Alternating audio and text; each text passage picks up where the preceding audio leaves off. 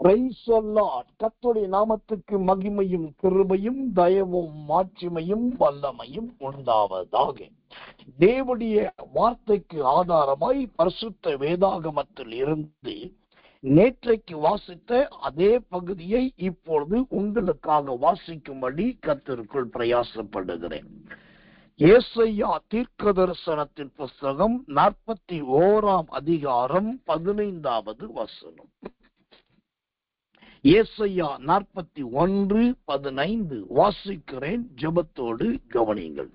இதோ போரடிக்கிறதற்கு நான் உன்னை புதிதும் கூர்மையுமான பற்களுள்ள எந்திரம் ஆக்குகிறேன். நீ மலைகளை மிதித்து நொறுக்கி குன்றுகளை பதருக்கு ஒப்பாக்கி விடுவாய். கர்த்தருடைய நாமத்துக்கு மகிமையும் கிருபையும் தயவும் உண்டாவதாக.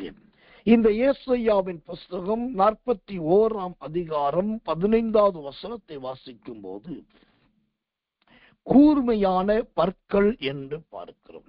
இந்த கூர்மையான பற்களை குறித்து நாம் எதிலே கூர்மை ஆக்கப்பட வேண்டும் என்பதை நேற்றைக்கு ஆண்டவர் நம்மோடு கூட 3 காரியங்களை கொண்டு பேசினார்.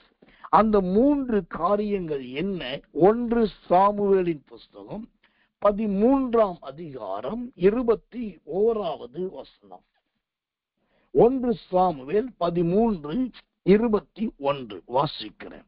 கடப்பாறைகளையும் மண்வெட்டிகளையும் முக்கூறுள்ள ஆயுதங்களையும் என்று நேற்றைக்கு கூர்மையாக்கப்பட வேண்டிய இந்த 3, 1 கடப்பாறை, 2வது மண்வெட்டி, 3வது முக்கூறுள்ள 3 கூறுள்ள ஆயுதம். இதை குறித்து பார்த்தோம். அந்த வரிசையிலே கூர்மையாக்கப்பட வேண்டிய இன்னும் சில காரியம் உண்டு. அதில் 1 கோடாரி, 2வது தாற்றுக்கோள், கர்த்தர் நல்ல சுத்திரம், 3வது அரங்கள். தேவனுடைய நாமத்துக்கு மகிமை உண்டாவதாக. இப்போ இந்த கூர்மையாக்கப்பட வேண்டிய 4வது காரியம் என்ன?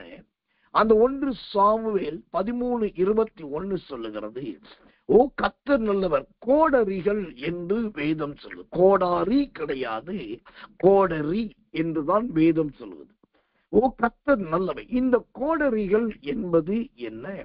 இந்த கோடரிகள் என்பது எதை குறிக்கிறதா இருக்கிறது? வேதத்துல எல்லாருக்கும் தெரிந்த ஒரு கோடரி உண்டு. கோடரியானது மரத்தின் அருகே இப்பொழுதே வைக்கப்பட்டிருக்கிறது என்று சொல்லி எல்லாருக்கும் தெரியும். ஆனால் இந்த கோடரி என்பது எதை காண்பிக்கிறதா இருக்கிறது? வேதத்திலிருந்து ஒரு வசனத்தை வாசிக்கிறேன். ஜெபத்தோடு கவனியுங்கள். உபாகமத்தின் புஸ்தகம் 19 அதிகாரம் 5வது வசனம். உபாகமம் 19:5. ஒருவன் விறகு வெட்ட மற்றொருவனோடு காட்டில் போய் மரத்தை வெட்ட தன் கையில் இருந்த கோடரியை ஓங்கும் போது இரும்பானது காம்பை விட்டு கலன்று மற்றவன் மேல் பட்டதினால் அவன் இறந்து போனாள். இங்கு கோடரிக்கு 3 விதமான நாமங்கள் கொடுக்கப்படுகிறதை பார்க்கலாம். 3 நாமங்கள் இந்த கோடரிக்கு கொடுக்கப்படுகிறது. 1 கர்த்தர் நல்லவர், அது கோடரி. 2வது இந்த கோடரியில் இருப்பது இரும்பு. 3வது அந்த இரும்பு இணைக்கப்பட்டிருப்பது காம்பு. அப்போ 1 கோடரி, 2வது இரும்பு, 3வது காம்பு. இந்த கோடரியும் இரும்பும் காம்பும் சேர்ந்தால் மாத்திரம்தான் அந்த கோடரியானது மரத்தை வெட்ட உதவும். இந்த கோடரி, இரும்பு, காம்பு என்பது எதை குறிக்கிறது? ஆவி, ஆத்துமா, சரீரத்தை இது குறிப்பதாக கிடையாது. இந்த கோடரி, இரும்பு, காம்பு என்பது 3 வித்தியாசமான தன்மையை காண்பிக்கிறது. முதலாவது கோடரி என்பது சிருஷ்டிப்பை காண்பிக்கிறது. தேவன் ஆதியிலே ஆதாமையும் ஏவாளையும் மனிதர்களாக சிருஷ்டித்தார். அதை அழகாக அவர்களை படைத்தார் அல்லது உண்டாக்கினார். அப்போ இங்கு முதலாவது கோடரி ஒன்று உண்டாக்கப்பட்டிருக்கிறது, உருவாக்கப்பட்டிருக்கிறது. இது சிருஷ்டிப்பை காண்பிக்கிறதா இருக்கிறது. இரண்டாவது, அந்த கோடரியில் இணைந்திருப்பது ஒரு இரும்பு துண்டு. அந்த இரும்பு துண்டு தான் கர்த்தர் நல்லவர் சொல்கிறோம். அந்த காம்புக்கும் கர்த்தர் நல்லவர் கோடரி என்கிற பெயருக்கு இடையில இருந்து கொண்டு எல்லாத்தையும் வெட்டக்கூடியது. இந்த இரும்பு என்பது எதை குறிக்கிறதா இருக்கிறது? அது அதிக உறுதியை காண்பிக்கிறதா இருக்கிறது. சொத்திர விசுவாசத்தை காண்பிக்கிறதா இருக்கிறது. ஏனென்றால் இரும்பு கரிக்கிடும். விசுவாசம் என்பதே சோதனையின் ஜீவியம்தான். அப்போ இந்த இரும்பு என்பது ஒரு சோத்திரம் தன்னை கரிக்கிடுகிற ஒரு விசுவாச வாழ்க்கையை குறிக்கிறது. மூன்றாவது காம்பு. இந்த கோடரியில் இணைந்திருக்கிற மூன்றாவது பொருள் எது? அது நல்ல காம்பு என்று வேதம் சொல்லுகிறது. இந்த காம்பு என்பது என்ன? காம்பு என்பதை குறித்து கர்த்தர் நல்லவர், வேதம் என்ன சொல்லுகிறதா இருக்கிறது? கர்த்தர் நல்லவர், கர்த்தர் நல்லவர், கர்த்தர் நல்லவர். இந்த காம்பு இருந்தால்தான் அந்த மனுஷன் இந்த கோடாரியை பயன்படுத்த முடியும். இங்க நல்லா கவனிங்க, கோடரியில் அழகான பெரிய இரும்பு இருக்கிறது. இரும்புதான் பிளக்க போகிறது, வெட்ட போகிறது. ஆனா அந்த இரும்பு பயன்படுத்தப்பட வேண்டும் என்று சொன்னால் பலவீனமான ஒரு காம்பு அங்கு கையில இருக்கணும். இப்ப காம்பு என்பது எதை குறிக்கிறது? மனுஷனுடைய வாழ்க்கையில் வருகிற பலவீனங்களை குறிக்கிறது. கர்த்தருக்கு மகிமை உண்டாவதாக. கோடரி என்று சொல்லப்பட்ட உருவாக்கப்பட்ட ஒரு அழகிய சிருஷ்டிப்பு, இரும்பு என்று சொல்லப்பட்ட விசுவாச போராட்டத்தின் ஜீவியம், காம்பு என்று சொல்லப்பட்ட சில பலவீனம். நீங்க எத்தனை பேருக்கு தெரியும் என்று தெரியல, அது கிறிஸ்தவர்கள் ஜீவியமாயிருக்கட்டும் மற்றவைகளாயிருக்கட்டும், எங்கே ஒரு பெரிய பலத்தது இருக்கிறதோ அங்கு ஒரு பலவீனமானது இருக்கிறதை நீங்கள் நன்றாய் பார்க்கலாம். உதாரணத்திற்கு பெரிய பெரிய மிஷனரிகள் அல்லது எந்திரங்கள் என்று சொல்லக்கூடிய சத்திரம் பயங்கரமாய் ஓடக்கூடிய இயக்கக்கூடிய கருவிகள், அது பார்க்கறதுக்கு பெரிய எந்திரங்கள் தான், பெரிய மிஷனரி தான். ஆனா அதெல்லாம் எப்படியா ஓடுதுன்னா, உள்ளே கீழே இணைக்கப்பட்டிருக்கிற சில ஸ்க்ரூ, அந்த போல்ட், அந்த சாதாரண நட்டு, இந்த சாதாரண நட்டு மற்றும் போல்ட் தான் அது எல்லாத்தையும் ஒன்னா இணைச்சு பெரிய இதா காண்பிக்கிறது. நான் அடிக்கடி ஒரு காரியத்தை யோசிப்பேன். தேவன் எங்களை வைத்திருக்கிறது ஒரு பெரிய வீடு, அது வாடகை வீடு. எப்போதெல்லாம் நான் வீட்டை விட்டு வெளியே போகும்போது கதவை பூட்டுகிறேனோ அப்போ அந்த சாவி என்னோடு மனசாட்சியோடு பேசும்.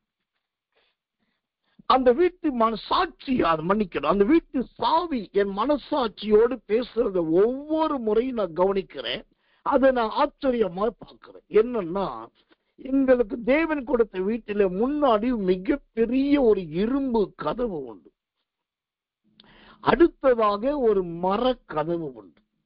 இப்ப மரக்கதவு தான் வீட்டு கதவு. அது அந்த கதவை திறந்தாதான் வீட்டுக்குள்ளே எல்லா பொருட்கள் இருக்கிறது, தங்குமிடம் வாழுமிடம் இருக்குது, எல்லாமே இருக்கு.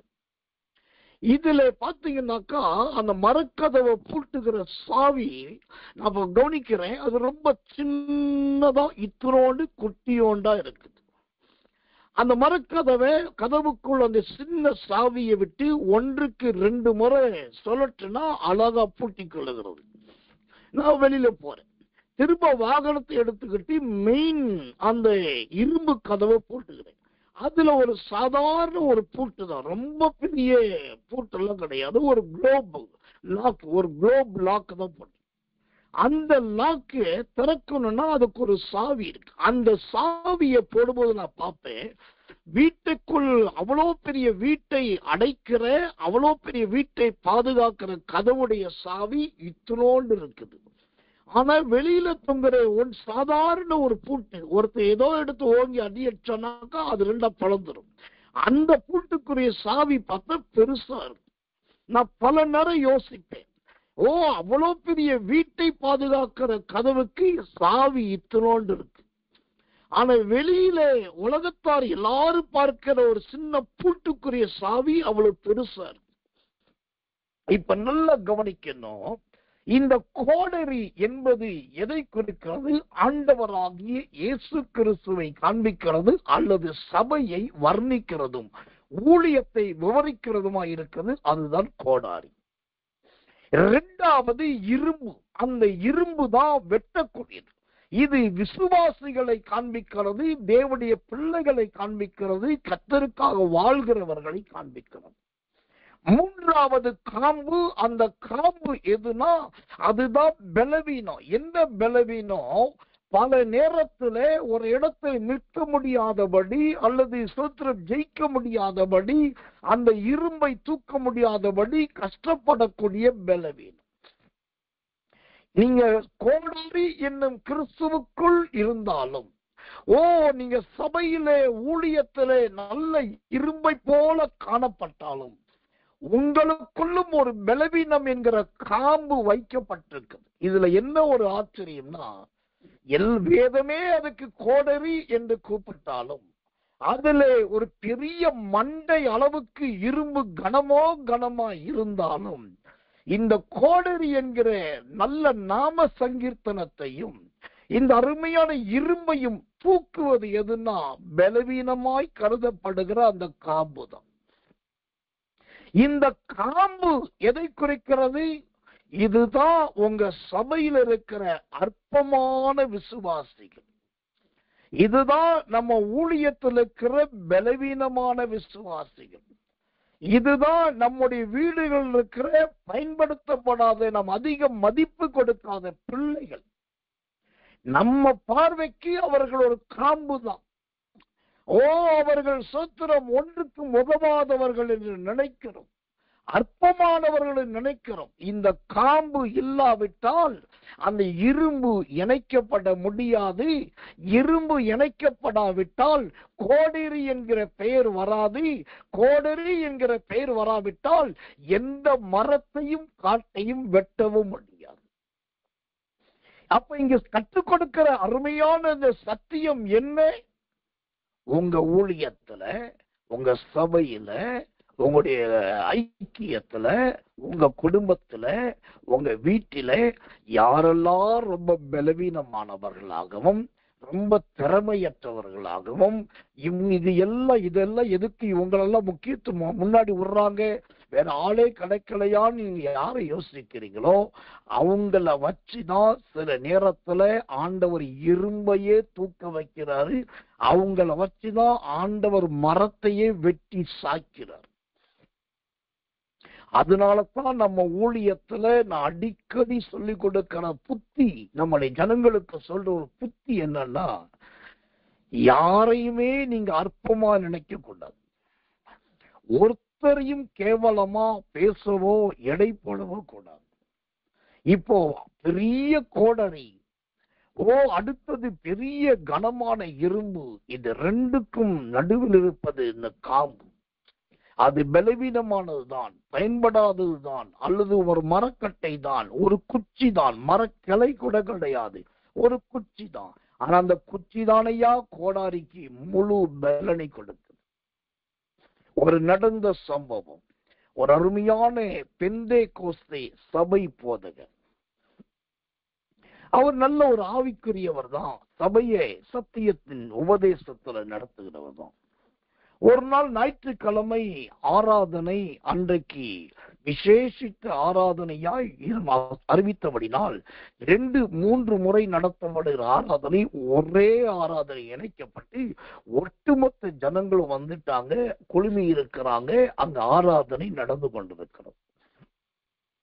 கூட்டம் கூடினது, ஆரம்ப ஜெபம் நடந்தது, ஸ்தோத்தரிக்கப்பட்டது, அப்புறம் சோதர பாடல் பாடப்பட்டது. எழுந்து நின்று எல்லாரும் துதிக்கிறாங்க. குழுவினர் அப்படியே, பாடகர் குழுவினர் ஜனங்களை அப்படியே பிரசன்னத்துக்குள் நடத்துகிறார்கள். அப்போ சூத்திர ஒருவர் அண்ணல் ஆவில நிரம்பி அந்நிய பாஷை பேச வச்சிட்டு இருக்கும் போது இந்த போதகர் வந்து பலிபீடத்துல நின்றார். இவர் வந்த உடனே குழுவினர் அப்படியே அமைதியானார்கள். இவர் அப்படியே ஜெபத்தை நடத்த ஆரம்பிக்கிறார். ஆவில நிரம்புகிறார், அந்நிய பாஷை பேசுகிறார், 1-2 வசனங்களை சொல்லுகிறார். அது தீர்க்க தரிசனமாய் சொல்லிக் கொண்டிருக்கிறார். அப்படியே ஒட்டுமொத்த சபையும் ஆவிக்குள் மகிழ்ந்து களி கூறுகிறது. அந்த நேரத்திலே அந்த சபையிலே மசூத்ரோ அந்த ஆலயத்தின் கடைசியிலே அந்த சுவர் ஓரத்திலே ஒரு பெரிய மனுஷன் இருக்கிறார். அவர் பலவீனப்பட்ட மனுஷன், நோய்வாய்ப்பட்ட மனுஷன். அது மாத்திரமல்ல, அவர் ரொம்ப ஏழ்மையான மனுஷன். ஒரு பக்கம் பலவீனம், மறுபக்கம் நோய்வாய், மறுபக்கம் ரொம்ப ஏழைப்பட்ட ஏழ்மையான மனுஷன். அந்த மனுஷன் அந்த ஆலயத்தின் இறுதியிலே அந்த சுவற்றிலே சாய்ந்து கொண்டு பலவீனத்தின் மத்தியிலே நின்று கொண்டிருக்கிறார். இப்போ அந்த போதகர் நல்ல ஆவில நிரம்பி கண்களில் கண்ணீரோடு நல்லா ஸ்தோத்தரிச்சிட்டு இருக்கும் போது அழகான ஒரு தத்ரூபமான லைவ் டெலிகாஸ்ட் என்று சொல்லக்கூடிய நேரடி ஒளிபரப்பு போன்ற அற்புதமான ஒரு தரிசனத்தை இவர் பார்க்கிறார். அந்த தரிசனத்தில் என்ன தெரிகிறது? திடீரென்று சொல்லி ஆலயத்தின் வெளியிலே ஒருவரும் பார்க்க கூடாத அளவுக்கு பயங்கரமான ஒரு வெண்மையின் பிரகாசம் வருகிறது. அந்த பிரகாசம் வந்த க்ஷணப்பொழுதிலே வெளியில இருந்து வடக்கே தெற்கே 2 பக்கத்திலிருந்து மேகங்கள் வந்து ஆலயத்துக்கு முன்பாக அப்படியே கீழ்த்தளத்திலே கீழ் வரைக்கும் இறங்கி நிற்கிறது. இவர் பார்க்கிறார், ஒரு பக்கம் பயங்கர பிரகாசம், மறுபக்கம் மேகம். இவரை பார்த்து கொண்டிருக்கையில் அந்த 2க்கும் நடுவிலே ரொம்ப அழகான வடிவமைக்கப்பட்ட ரொம்ப நேர்த்தியான அழகான சுத்திர ஒரு கிரீடம் அந்த ஆலயத்துக்கு வெளியில இருந்து அப்படி உள்ளே வருது. அப்ப இவர் சொல்லுகிறார், இதோ கர்த்தர் என் கண்களை திறந்தார், இதோ பிரகாசம் வருகிறது, மேகம் இறங்கி அசைவாடுகிறது, இதோ கர்த்தர் எனக்கு காண்பிக்கிறார், ஒரு தேவனுடைய கிரீடம் வருகிறது, அதை பெற்றுக் கொள்ளுவதற்கு ஆயத்தமாகுங்கள் என்று சொல்லிக் கொண்டே இருக்கிறார். சொல்லிட்டு சொன்னாரு, இதோ அந்த கிரீடம் நகர்ந்து முன்னோக்கி வருகிறது, இதோ இன்னும் முன்னோக்கி வருகிறது. சொல்லிட்டு இருக்கும்போது பார்த்தா முன்னாடி வரைக்கும் அந்த கிரீடம் அப்படியே திசை திரும்பி வலதுபுறத்தில் போனது, இடதுபுறத்தில் போனது. அந்த கிரீடம் எங்கெல்லாம் அசைந்ததோ அங்கெல்லாம் ஜனங்கள் ஆவிக்குள்ளாகிறார்கள், கை தட்டுகிறார்கள், அந்நிய பாஷை பேசுகிறார்கள், மகிழுகிறார்கள். இப்ப அந்த போதகருக்கு ஒரே சந்தோஷம். இவ்வளோ அழகான ஒரு கிரீடத்தை கர்த்தர் நம்முடைய ஆலயத்துக்கு அனுப்பிட்டாரு. அது நகர்ந்து வருவது பார்த்தா தேவனுடைய ஊழியத்தை செய்கிற எனக்காக கர்த்தர் கொடுக்கிற பிரதிபலன், எனக்கு ஒரு கிரீடத்தை கொடுக்க போகிறார் என்று சொல்லி இவர் மனம் பதறி அதை சொல்லியும் விட்டார். தேவன் என் ஊழியத்தை அங்கீகரித்து விட்டார். இதோ ஒரு கிரீடம் வந்து என் தலையை மூடப் போகிறது. அந்த கிரீடம் சுட்டப்படுகிறபடி நான் கர்த்தருக்குள் இன்னும் பிரியமானவனாய் மாறப்போகிறேன் என்று சொல்லி அவர் சொல்லிக் கொண்டே இருக்கும் போது வெளியிலிருந்து அப்படியே அசைந்தாடி அசைந்தாடி வந்த கிரீடம் முன்புறத்துக்கு வந்து திரும்பவும் திரும்பி அப்படியே வந்த வழியே திரும்பி வெளியே போக ஆரம்பித்தது. ஐயோ, வெளியே போகிறதே என்று நினைக்கும் போது அந்த மூலையிலே சுவர் ஓரத்திலே ஒரு ஏழையான அற்பமான ஒரு பெரியவன் நின்று கொண்டிருந்தாரே, அவருடைய தலையில போய் அந்த கிரீடம் மகிமையாய் இறங்கி, அந்த மகிமையான கிரீடம் அந்த அற்ப மனுஷன் மீது இறங்கினதுதான்.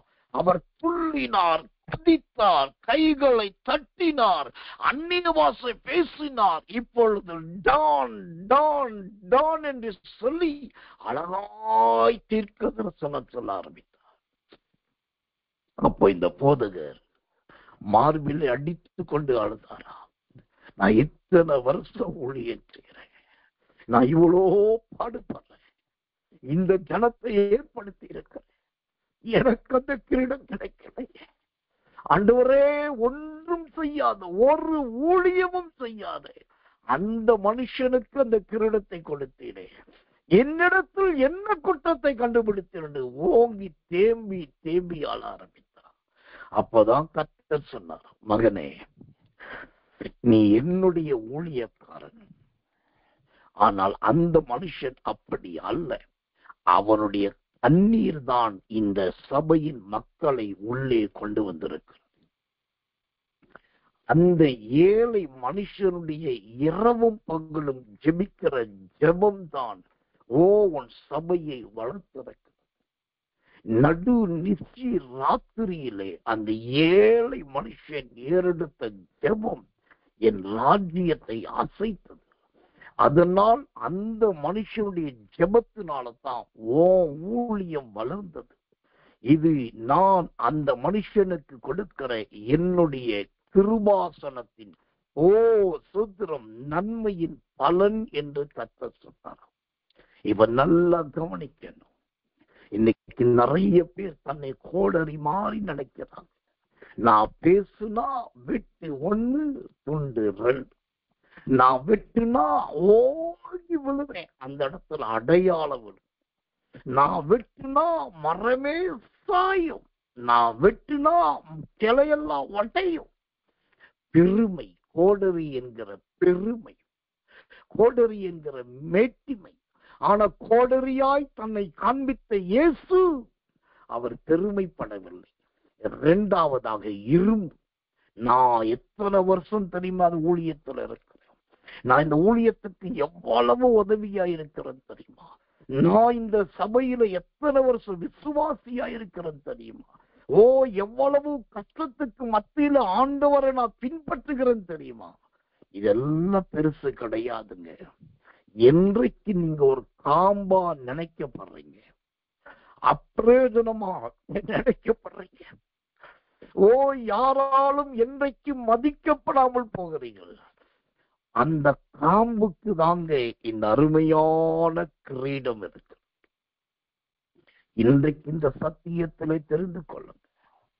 உங்களை ஏசாயா 41:15 கூர்மையாக்கிக் கொள்ளுங்க. நான் செய்தது எல்லாமே எனக்கு பெரிய பிரதிபலனை கொடுக்கும் என்பது அல்ல. நான் வெளியே தெரியாமல் செய்ய வேண்டும். நம்மை வெளியே காட்டிக்கொள்ளவே கூடாது. எந்த விதத்திலும் நம்முடைய பேரும் நம்முடைய புகழ்ச்சியும் அதிகமா இருக்கவே கூடாது. நம்ம இயேசுவின் வல்லமை ஊழியத்தை பாருங்க. எங்கேயாவது பெரிய அளவுல ரொம்ப பெருமையானதுக்கு இடம் கொடுக்கிறோமா? எந்த அளவுக்கு மறைக்க முடியுமோ மறைஞ்சே இருக்கிறோம்.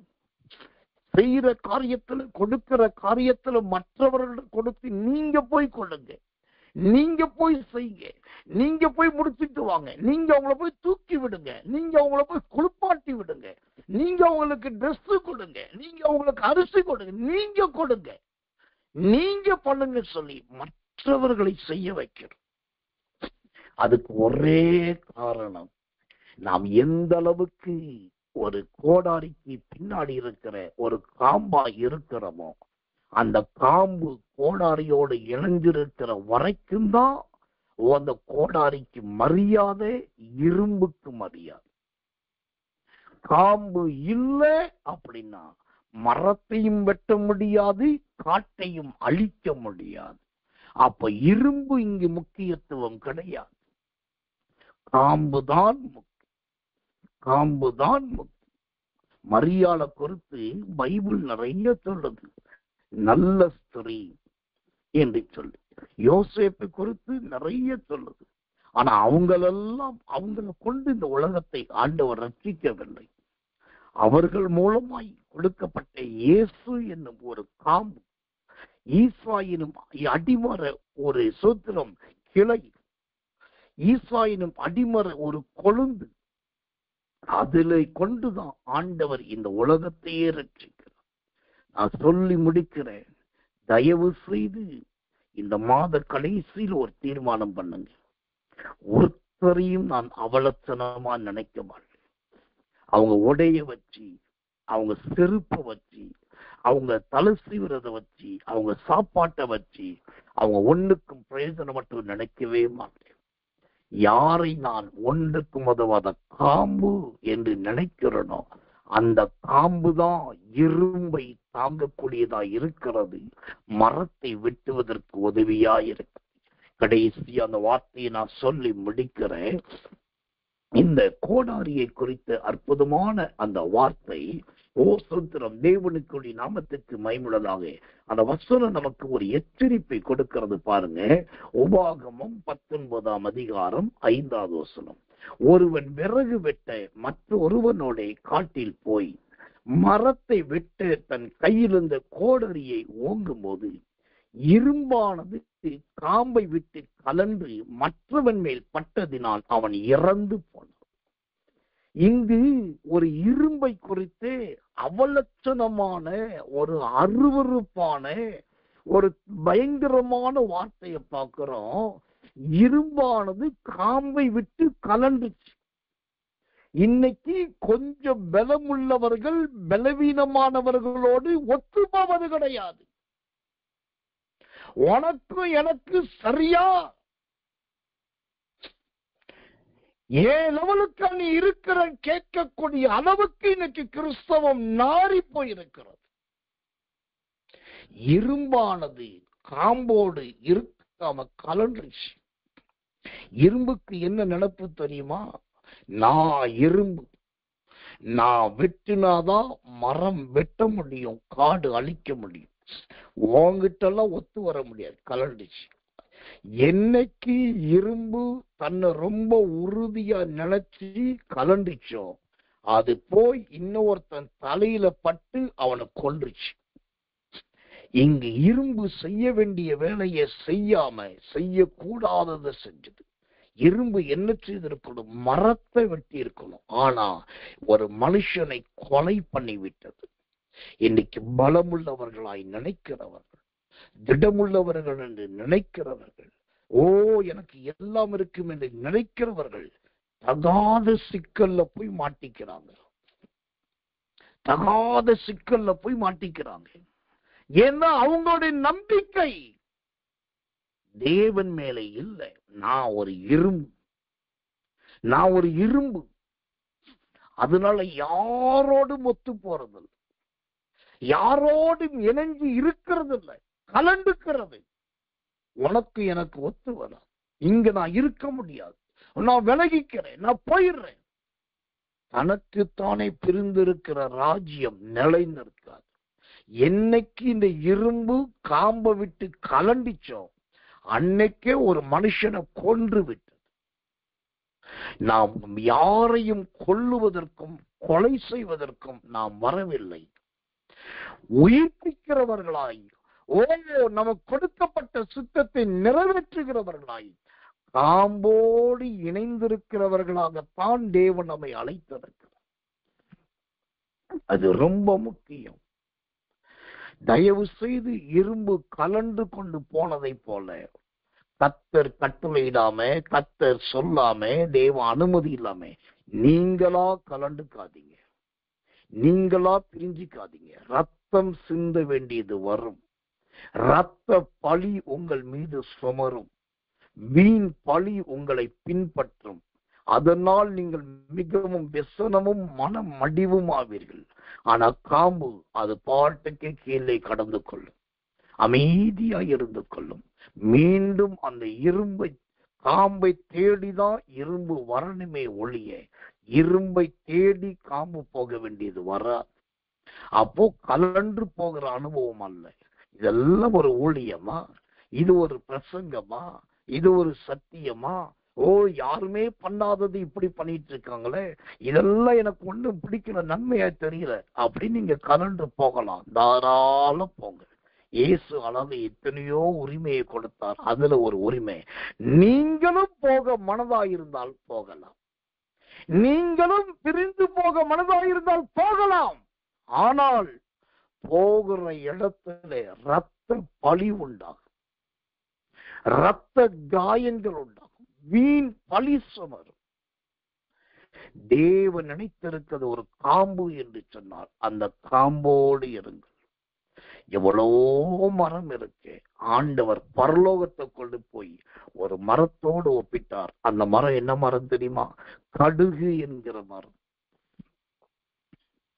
ஏன் எவ்வளோ பெரிய மரங்களை விட்டு கடுகு மரத்தை இணைக்கிறாரு? நாம் எதை மதிக்கலையோ அதை தேவன் அதிகமாய் மதிக்கிறார். இணைந்திருங்க. இசைந்திருங்க, ஒருமித்து இருங்க, சுயத்துக்கு இடம் கொடுக்காதீங்க, வீண் பழியில போய் மாட்டிக்காதீங்க, வீண் சிக்கல் அகப்பட்டுக் கொள்ளாதீங்க. இந்த ஏசாயா 41:15 படி கூர்மையான பற்களாய் உங்களை மாற்றுகிறார் என்று சொன்னால், ஓ கர்த்தர் நல்லவே, நீங்கள் இந்த கோடரியை போல நல்ல கூர்மையாக்கப்பட வேண்டும். கலன்று போகிறவர்களாய் அல்ல, காம்போடு இணைந்திருக்கிறவர்களாய். ஆண்டவருடைய அபிஷேகம் இதை செய்யும். இந்த வார்த்தை உங்களுக்கு தொடும். கண்டிப்பா இனி நீங்கள் கர்த்தருடைய சித்தம் இல்லாமல் எதையும் செய்ய மாட்டீர்கள் என்று நான் விசுவாசிக்கிறேன். எல்லாருக்கும் நான் ஸ்தோத்திரம் பண்ணி ஜெபிக்க போகிறேன். நாளைக்கு 1ஆம் தேதி உங்க எல்லாருக்கும் தனித்தனியாய் ஜெபிக்கப்படும். கண்களை மூடி ஒப்பு கொடுத்து எல்லாரும் கர்த்தரை ஸ்தோத்திரம் பண்ணுவோம். இயேசுவின் நாமத்தினாலே நாம் ஜெபிப்போம். அன்புள்ள நல்ல பரமபிதாவே, நல்ல அருமையான கர்த்தர் நல்லவே, இந்த சுதந்திரம் பகல் வேலைக்காக நன்றியோடு உம்மை துதிக்கிறோம், ஸ்தோத்திரிக்கிறோம். ஆண்டவரே, கூர்மையான பற்கள் என்று நேற்று முதல் கர்த்தர் பேசி வருகிறார்.